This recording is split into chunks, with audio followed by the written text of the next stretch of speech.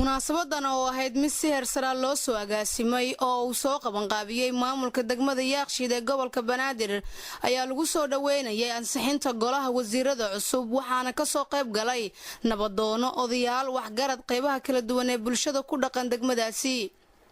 waa kuwan qaar ka mid ah nabadoonadii ka hadlay munaasabada oo si weyn u soo dhaweeyay ansixinta golaha baarlamaanka ay ku meel mariyeen xukuumadda.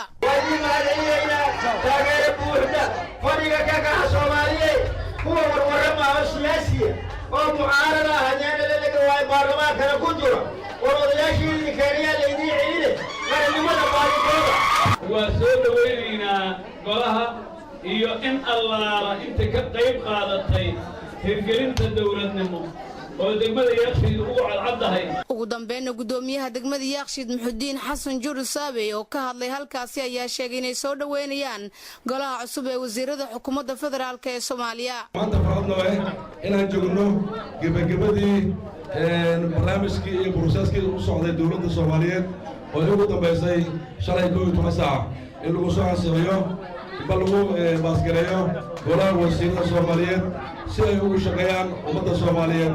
maanta waxaan joognaa xafladii aan ku taageerinay iyo ummadintii codsigeynay baarlamaanka Soomaaliyeed ee ka jawaabay xukuumadda cusub ee ra'iisul wasaare Cabdiweli Sheekh Axmed ayaa tan iyo markii la magacaabay waxay taageero buuxda ka helaysay qaybaha kala duwan ee bulshada Soomaaliya.